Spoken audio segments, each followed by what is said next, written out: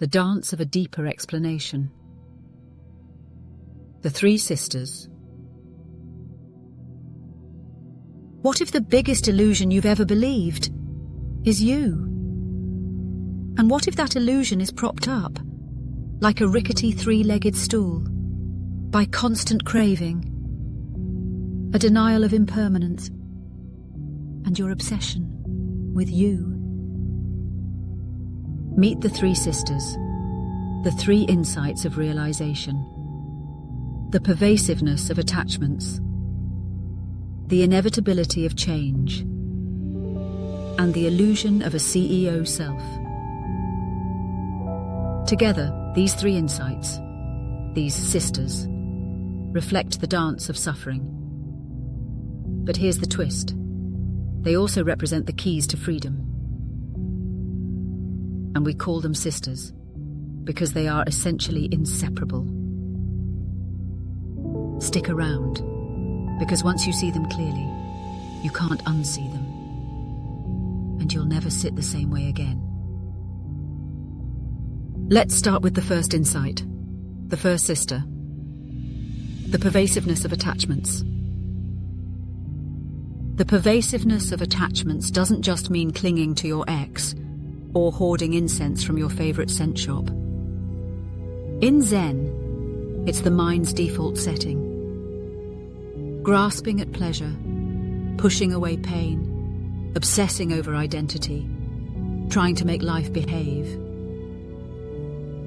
The problem arises as we don't recognize that attachments are ever present, or that we convince ourselves that some are actually worthy. Enter zazen. It shines a light on them. You sit still and suddenly you realize your thoughts are little comfort-chasing gremlins. Your emotions beg for stability. One attachment after the next, until there's not. On to the second insight, the second sister, the inevitability of change. If you've ever tried to hold on to a feeling, a moment, or a good hair day, you already know it never works. In Zen, this isn't just an unfortunate truth, it is the truth. Everything is impermanent. Everything.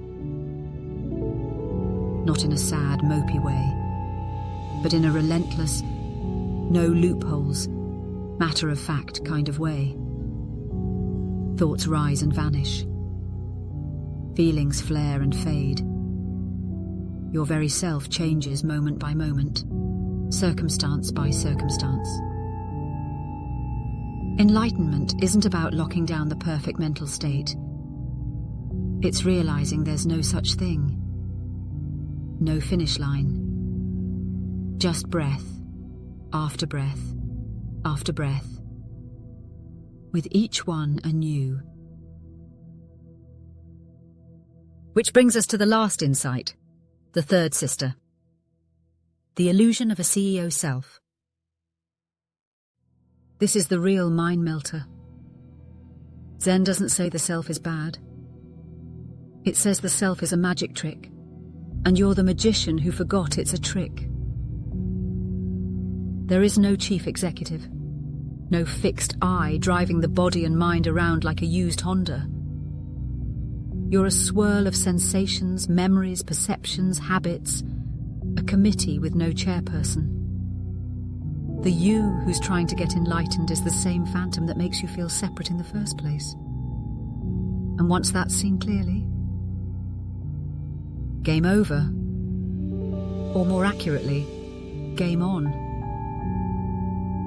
So what are we to do with these three sisters, these three necessary insights? We strive first to understand them, and then ultimately to realize them.